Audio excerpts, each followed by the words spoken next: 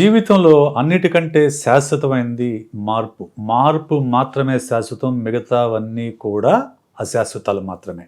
అయితే ఈ మార్పుని అంగీకరించలేనప్పుడు చాలా సమస్యలు వస్తాయి.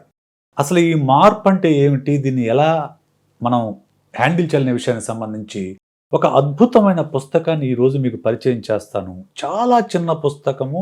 వందలాది, వేలాది, లక్షలాది జీవితాలకు ఇంపాక్ట్ చూపించిన ఒక పుస్తకాన్ని ఈరోజు మీకు పరిచయం చేస్తాను. ఆ పుస్తకం తెలుసుకోవడం కోసం వీడియో చివరి వరకు తప్పకుండా చూడండి. Hi, hello, welcome to my channel psy talks. నేను మీ సైకాలజిస్ట్ విశేష్. ఈరోజు నేను మీకు ఒక చిన్న పుస్తకం, కేవలం 100 పేజీల పుస్తకము, కానీ లక్షలాది మంది జీవితాలని మార్చిన ఒక పుస్తకం నుంచి పరిచయం చేస్తాను. అదే హూ మూవ్డ్ మై చీజ్. ఇది మొత్తం కలిపి కూడా 100 పేజీల పుస్తకం. చాలా చిన్న సైజులో ఉంటుంది, చాలా పెద్ద అక్షరాలతో ఉంటుంది. 100 పేజీల పుస్తకం. నేను ఇప్పటివరకు చాలా పుస్తకాలు చదివాను, కొన్ని వందల పుస్తకాలు చదివి ఉంటాను. నాకు వాటిల్లో ఇది చాలా షార్ట్ అండ్ స్వీట్ అనిపిస్తుంది. ఎందుకనంటే ఈ పుస్తకాన్ని డాక్టర్ స్పెన్సర్ జాన్సన్ అనే అతను రాశాడు. ఇందులో బ్యూటీ ఏంటంటే హూ మూవ్డ్ మై చీజ్ అంటే నా జున్ను ముక్కని ఎవరు ఎత్తుకెళ్ళారు, నా జున్ను ముక్కని ఎవరు ఎత్తుకెళ్ళారు, అది ఆ బుక్ టైటిల్. ఈ జున్ను ముక్క ప్లేస్లో మీరు ఏమైనా పెట్టుకోవచ్చు. నా సుఖాన్ని ఎవరు ఎత్తుకెళ్ళారు, నా సంతోషాన్ని ఎవరు ఎత్తుకెళ్ళారు, నా అవకాశాన్ని ఎవరు ఎత్తుకెళ్ళారు, ఎవరు దోచుకెళ్ళారు, లేకుంటే నా అభివృద్ధిని ఎవరు అడ్డుకున్నారు. ఇలాగా ఈ చీజ్ అనే ప్లేస్లో ఏదైనా పెట్టుకోవచ్చు. జున్ను అనే ప్లేస్ ఏదైనా పెట్టుకోవచ్చు. అంటే ఒక మెటాఫారికల్గా దీన్ని ఎక్స్ప్లెయిన్ చేశారు. ఎంత చక్కగా ఉంటుందంటే ఇందులో ఇది సింపుల్. బుక్ మొత్తం కూడా 4 పాత్రలు ఉంటాయి. 2 ఎలుకలు, 2 మనుషులు. ఈ 2 ఎలుకలు, 2 మనుషులు ఈ చీజ్ ఎక్కడ ఉంది అనే దాన్ని అన్వేషిస్తూ ఉంటాయి. చీజ్ స్టేషన్ ఉంటుంది. ఆ స్టేషన్లో చీజ్ అనేది తరిగిపోతూ ఉంటుంది. ఆ తరిగిపోతున్న జున్ను ప్లేస్లో కొత్త జున్ను ఎక్కడుందో వెతుక్కోవాలి. ఆ వెతుకులాటలో భాగంగా, ఈ ప్రయాణంలో భాగంగా ఏ ఎలుక ఏ పాఠం నేర్చుకుంది, ఏ మనిషి ఏ పాఠం నేర్చుకున్నారు, పాఠాలు నేర్చుకుని ముందుకు వెళ్ళిన వాళ్ళు ఎలా సక్సెస్ అయ్యారు, పాఠాలు నేర్చుకునే వాళ్ళు ఎలా ఓడిపోయారనే విషయం మీద ఒక చక్కని కథ రూపంలో ఈ పుస్తకాన్ని రాశారు. జస్ట్ ఇందులో ఇంకొక బ్యూటీ నాకు నచ్చిన ఏంటంటే, ఒక ఇంపార్టెంట్ ఒక విషయం చెప్పాల్సుకున్నప్పుడు ఇలాగా జున్ను బుక్ రూపంలో ఒక పక్కన ఎక్స్ప్లెయిన్ చేస్తారు అనమాట. లెఫ్ట్ సైడ్ పేజీలో ఈ పక్కన అక్కడక్కడ ఆ జున్ను ముక్కలు మనకు కనిపిస్తూ ఉంటాయి. అంటే ఈ జున్ను ముక్కల మొత్తాన్ని కనుక అక్కడ రాసింది తీసుకుంటే ఈ బుక్ మొత్తం అర్థమైపోతుంది. సపోజ్ ఈ ఫస్ట్ చీజ్ పీస్ పైన మనం ఏం రాశారంటే ఇక్కడ Spencer Johnson, having cheese makes you happy. Having cheese makes you happy. అంతే కదా, ఎవరికైనా కానీ ఈ చీజ్ అనేది ఏదైనా కావచ్చు. అది మీకు డబ్బు కావచ్చు, కారు కావచ్చు, మొబైల్ కావచ్చు, పేరు ప్రఖ్యాతులు కావచ్చు, అందమైన వైఫ్ కావచ్చు, అందగడైన భర్త కావచ్చు, ఆరోగ్యం కావచ్చు, మీ ఇష్టం. Cheese is your choice. కొంతమందికి మొబైల్ కొనుక్కుంటే కొత్త మొబైల్ కొనుక్కొని ఆనందపడతారు, కొంతమంది కొత్త ప్లాట్ కొనుక్కొని ఆనందపడతారు, కొంతమంది కొత్త కారు కొనుక్కొని ఆనందపడతారు. Having cheese will make you happy. The more important your cheese is to you, the more you want to hold on to it. అంటే ఒక చీజ్ మనకి ఎంత ముఖ్యమైతే దాన్ని అంటి పెట్టుకోవడానికి మనం అంత ప్రయత్నం చేస్తాం. అది పోతుందంటే మన ప్రాణం గిలగిలగిల కొట్టుకుంటుంది కదా. మీకైనా నాకైనా అంతే కదా. సపోజ్ చాలామంది పేరెంట్స్ ఈ బాధ అనుభవిస్తూ ఉంటారు. పిల్లలంటే విపరీతమైన ప్రేమ పెంచుకుంటారు. విపరీతమైన ప్రేమ అంటే అప్పుడు ఒక దశ దాటిన తర్వాత, ఒక వయసుకు వచ్చిన తర్వాత పిల్లలు ఇక్కడి నుంచి ఉద్యోగం కోసమో మరొక దానికోసమో ఇంటి నుంచి బయటకు అడుగు పెడతారు. ఇప్పుడైతే విదేశాలకు వెళ్ళిపోతున్నారు. ఆ విదేశాలకు వెళ్ళిపోయేటప్పుడు ఆ పేరెంట్స్ పడే బాధ, ఎంత బాధపడతారో మీలో చాలామందికి అనుభవం వచ్చే ఉంటుంది. బికాస్ అది మీకు అంత ఇంపార్టెంట్, పిల్లలు మీకు అంత important. The more important your cheese is to you, the more you want to hold on it. దాన్ని అలాగే హోల్డ్ చేయడానికి ట్రై చేస్తాం. అలాగే కొంతమందికి పిల్లలు, కొంతమందికి డబ్బు, కొంతమందికి ఇంకోటి కారు, అందరికీ కొంతమందికి అధికారం. చూస్తున్నాం కదా మనం, ఇప్పుడు ఎలక్షన్స్ వస్తున్నాయి. మొన్నే బీహార్లో నితీష్ కుమార్ మళ్ళా ఇండియా నుంచి ఎన్డీఏ వైపు జంప్ చేశాడు. జంపింగ్ జపాంగ్ లాగా ఇటు అటు జంప్ చేస్తూ ఉన్నాడు. ఎందుకు? పవర్. హీ వాంట్స్ పవర్, అంతే.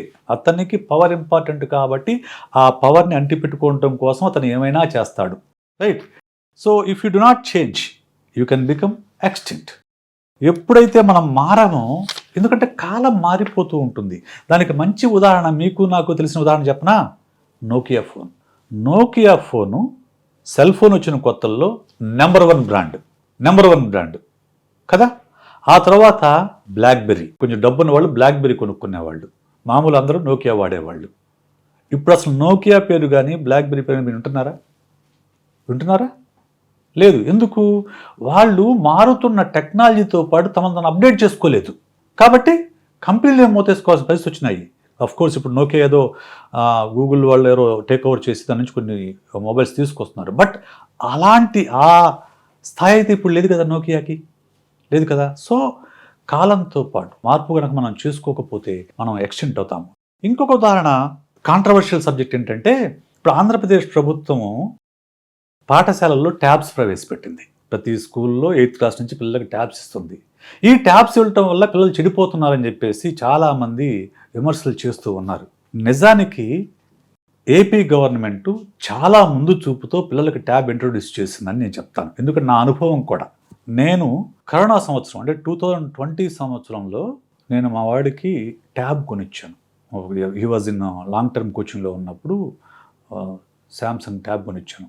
Now this is 24.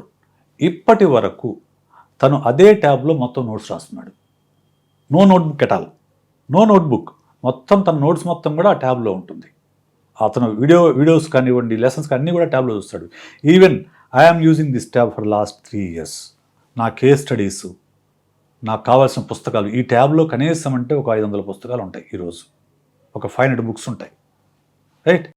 ఒక 20-30 వీడియోస్ ఉంటాయి, వీడియో లెసన్స్, నాకు అవసరమైన లెసన్స్ అని వీడియో లెసన్స్ ఉంటాయి. Everything is there in my tab. ఈ ట్యాబ్ కనుక నా చేతుల్లో ఉంటే నేను ఎక్కడికి వెళ్ళినా కానీ నా ఆఫీస్ని రన్ చేసుకోగలను, ఆన్లైన్ క్లాస్ కండక్ట్ చేసుకోగలను, నోట్స్ తీసుకోగలను, ఎనీథింగ్, టెస్ట్లు ఉంటాయి దీంట్లోనే, అన్ని దీంట్లోనే ఉంటాయి. సో ఇటువంటి టెక్నాలజీ మనం అందిపుచ్చుకోకపోతే ఖచ్చితంగా వెనకబడిపోతున్న విషయాన్ని ఏపీ ప్రభుత్వం గుర్తించింది. అందుకు ఖచ్చితంగా మనం అభినందించాలి. Okay, what would you do if you are not afraid? ఎవరైనా మనం ఆలోచిస్తుంది ఏంటంటే, ఎవరైనా దేనికి పని చేయరంటే ఓడిపోతామేమో అనే భయం ఉంటుంది, లేకుంటే కింద పడిపోతామనే భయం ఉంటుంది. ఈ భయం వల్ల చేయాలనుకున్న పనులు చేయలేకపోతారు. అలా కాకుండా అసలు నీకు భయం అనేది లేకపోతే నువ్వేం చేస్తావు చెప్పు? భయం అనేది లేకపోతే నువ్వేం చేస్తావు అంటే అప్పుడు తను నిజంగా ఏం చేయాలనుకుంటున్నాడో అది చెప్తారు. ఈ విషయం మీరు పిల్లల్ని అడగండి. నాన్న, నీకు మార్కుల గురించి భయం లేకపోతే, ఫెయిల్యూర్ గురించి భయం లేకపోతే, టీచర్ గురించి భయం లేకపోతే, పేరెంట్స్ ఏమనుకున్న భయం లేకపోతే నువ్వేం చేయాలనుకుంటున్నావు? I want to become a doctor, I want to become a pilot, I want to become, ఏదో 100 ఆలోచనలు ఉంటాయి పిల్లలకు. దాన్ని సపోర్ట్ చేయాలి. That is their passion. దాన్ని మనం సపోర్ట్ చేయాలి. Smell the cheese often so you know what is getting old. Okay, when it is getting old అంటే జున్ను ముక్క అనేది ఎక్కువ కాలం నిలబడదు కదా, తాజాగా తింటే హాయిగా కమ్మగా ఉంటుంది. నువ్వు అట్లని నిలవబెట్టారనుకోండి ఏమవుతుంది? పాడైపోతుంది, కుళ్ళిపోతుంది. అందువల్ల మనము మన జున్నుని ఎప్పటికప్పుడు స్మెల్ చేస్తూ ఉండాలి. అప్పుడే అది తాజాగా ఉందా లేకుంటే పాడైపోతుందనే విషయం, కుళ్ళిపోతుందనే విషయం మనకు తెలుస్తుంది. అలాగే మనం ఒక జాబ్లో కానివ్వండి, ఒక వ్యాపారంలో కానివ్వండి, వ్యవసాయంలో కానివ్వండి, మనం ఎప్పటికప్పుడు వస్తున్న మార్పుల్ని గమనించి వాటిని మనం అర్థం చేసుకున్నాం. లేకపోతే మనం ఖచ్చితంగా నోకియా, బ్లాక్బెర్రీ లాగా తయారైపోతాం. మన జీవితాలే మూతపడతాయి. Movement in a new direction helps you to find new cheese. ఎప్పుడు వెళ్తున్న దారిలో వెళ్తే అదే రిజల్ట్స్ వస్తాయి. మనం కొత్త రిజల్ట్స్ రావాలంటే కొత్త మార్గంలో వెళ్ళాలి. అది వ్యాపారమైనా, వ్యవసాయమైనా, చదువైనా, ఇంకోటైనా కానీ, ఏదైనా కానివ్వండి. When you move beyond your fear you feel free. అది ఎప్పుడూ కూడా భయాన్ని దాటాలి. మన కంఫర్ట్ జోన్లో ఉన్నంత వరకు కూడా మనకు ఎప్పటికీ కూడా బ్రేక్ త్రూ రాదు. ఓకే, లైఫ్ నడుస్తుంటుంది, లైఫ్ హ్యాపీగా నడుస్తూ ఉంటుంది, కానీ బ్రేక్ త్రూ రాదు. మీకు రావాల్సినంత పేరు రాదు. ఎందుకు? Because you are in the comfort zone. ఎందుకు కంఫర్ట్ జోన్ ఎందుకుంటావు? బయటకు అడుగు వేస్తే మనం ఫెయిల్ అవుతామనే భయం. లేకుంటే చాలామంది మనం చూస్తూ ఉంటాను, ఇంజనీరింగ్ చదువుతారు, ఎక్కడో క్లర్క్ జాబ్ చేస్తూ ఉంటారు, మెడిసిన్ చదువుతారు, రియల్ ఎస్టేట్ చేస్తూ ఉంటారు. ఎందుకంటే డబ్బు కోసం. డబ్బు కావాలి కాబట్టి మెడిసిన్ చదివి రియల్ ఎస్టేట్ చేసేవాళ్ళు నేను చూశాను. రియల్ ఎస్టేట్ చేయడానికి మెడిసిన్ అవసరం లేదు కదా, మామూలు ఎవరైనా రియల్ ఎస్టేట్ చేయొచ్చు, దానికి మెడిసిన్ ఎందుకు? సో ఈ కాంట్రడిక్టరీ అనేది చాలామందిలో మనకు కనిపిస్తూ ఉంటుంది.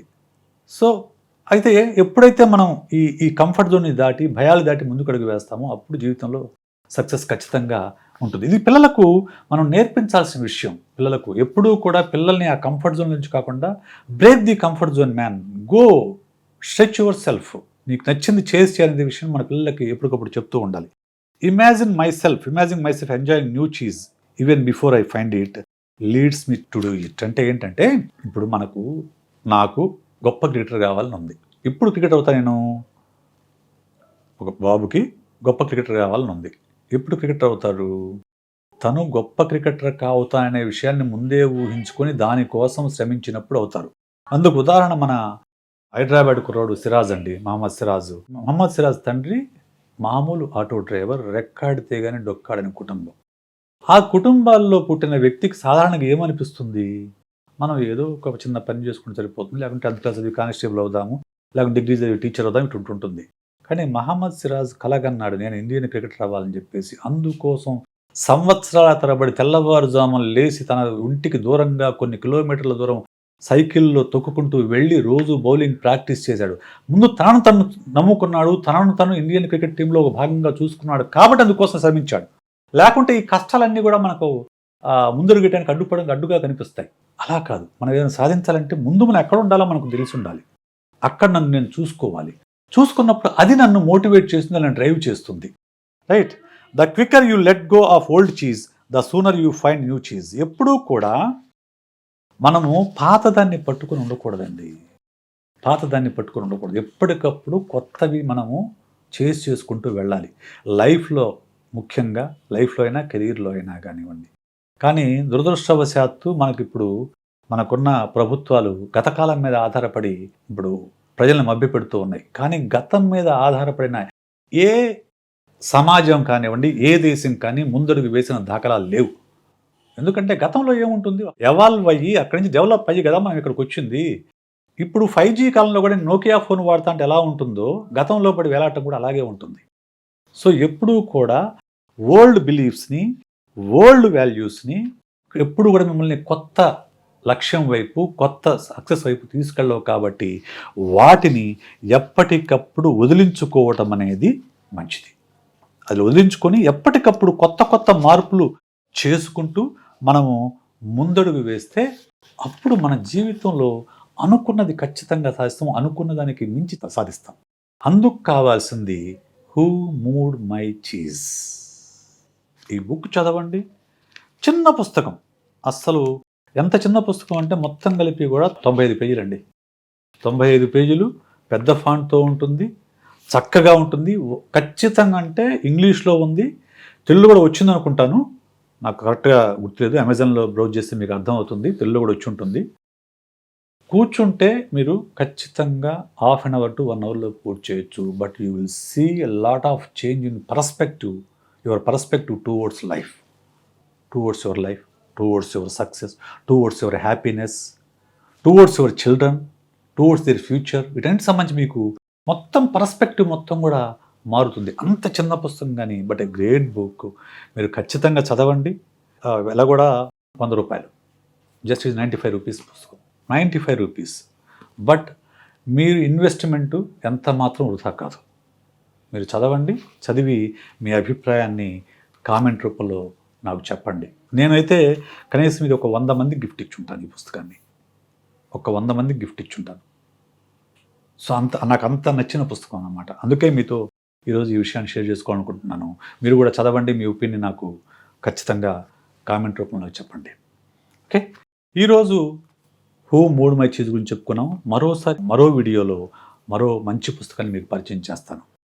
ఈ వీడియో మీకు నచ్చితే లైక్ చేయండి, షేర్ చేయండి, సబ్స్క్రైబ్ చేయండి. మీకు మళ్ళీ ఎలాంటి వీడియోలు కావాలో కామెంట్ రూపంలో నాకు తెలపండి. అప్పటి వరకు సెలవు. ఉంటాను. మీ సైకాలజిస్ట్ విశేష్.